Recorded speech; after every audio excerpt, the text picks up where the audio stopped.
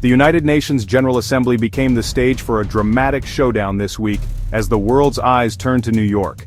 Diplomats, journalists, and leaders from every corner of the globe gathered, anticipating not just policy debates, but the kind of high-stakes rhetoric that can shape international relations. What unfolded was a fierce political clash that quickly captured headlines and set social media abuzz, highlighting the deep divisions that define our era. Former U.S. President Donald Trump took center stage, delivering a speech that directly targeted London and its mayor Sadiq Khan. His words reignited their long-standing feud, drawing sharp lines between their opposing worldviews and sparking immediate reactions from both supporters and critics. Trump, a symbol of right-wing populism, and Khan, a progressive leader, have clashed for years over issues like immigration, national identity, and the future of Western cities. Their rivalry has become emblematic of the broader ideological battles playing out across the globe. This latest exchange wasn't just personal, it spotlighted a much larger ideological struggle over multiculturalism, globalization, and what it means to belong in a rapidly changing world. The debate resonated far beyond the individuals involved. By singling out London, Trump turned the city into a powerful symbol in the West's ongoing debate about identity, immigration, and the challenges of diversity. The city's response became a focal point for international discussion. The confrontation underscored how personal rivalries between leaders can reflect and even intensify global political divides, reminding us that the world stage is as much about personalities as it is about policies.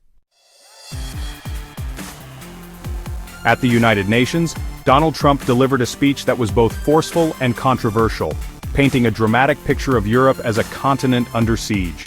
He claimed that Europe faced an invasion of illegal immigrants, warning that the very fabric of Western society was at risk of unraveling if urgent action was not taken.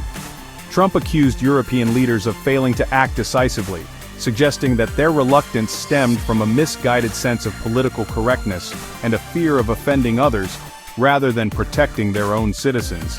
He singled out London in particular, harshly criticizing Mayor Sadiq Khan by calling him a terrible mayor, and blaming him for what Trump described as a decline in the city's safety and values. Trump went further, controversially suggesting that London was on a path toward Sharia law, a claim that sparked outrage and debate both in the UK and internationally. By linking immigration to a supposed loss of Western identity, Trump used London as a cautionary tale, warning that unchecked migration could erode the traditions and freedoms that define Western civilization. He didn't stop there. Trump also turned his criticism toward the United Nations itself, accusing the organization of enabling, rather than preventing, what he called these invasions, and questioning its effectiveness in defending member states. The speech was classic Trump, blunt, provocative, and unapologetically direct. It was designed to rally his political base at home while challenging the international order and sparking global debate. His stark warning demanded a strong response, framing the issue as nothing less than a fight for the future of Western civilization, and leaving the world to grapple with the implications of his words. Mayor Sadiq Khan responded swiftly, calling Trump's remarks racist, sexist, and Islamophobic. Khan dismissed Trump's obsession with him as rooted in bigotry, saying, "I seem to be living rent-free in Donald Trump's head." He defended London as a thriving multicultural city, directly countering Trump's narrative of decline. For Khan, diversity is London's strength, not its weakness. He argued that true allies challenge each other, not just offer blind support. Khan insisted he would not be intimidated into silence, standing firm against Trump's rhetoric. The exchange became a battle over the values that define modern Western cities. Trump's claim about Sharia law in London struck at the heart of the debate. Sharia is a set of Islamic principles guiding personal conduct, not a political plot to replace British law. The idea of Sharia as state law in the UK is a fringe notion with no mainstream support. Trump's critics see his warning as a scare tactic, conflating Muslim faith with a threat to Western society. For Trump, immigration from Muslim-majority countries symbolizes a loss of control and identity. Khan, meanwhile, sees such rhetoric as dangerous Islamophobia, arguing that faith and British citizenship are fully compatible. The real clash is between exclusionary nationalism and inclusive multiculturalism.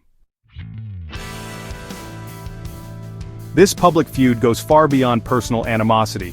It's a pivotal test for the U.S. UK special relationship.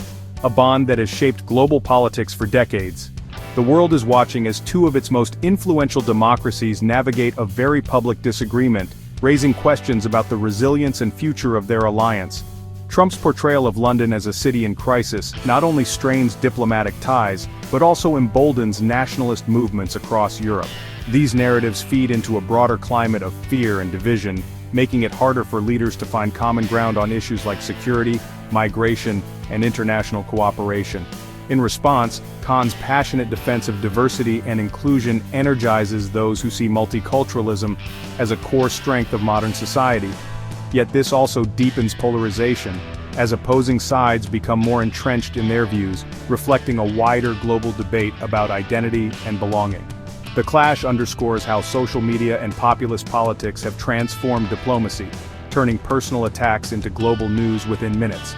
The speed and reach of online platforms amplify every statement, making it nearly impossible for leaders to control the narrative or de-escalate tensions quietly.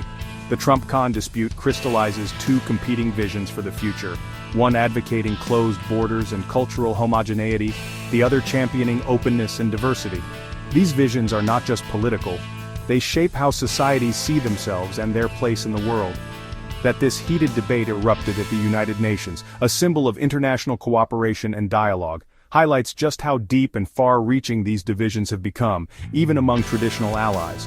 Ultimately, the future of Western alliances, and perhaps the global order itself, may hinge on which vision prevails in this ongoing struggle.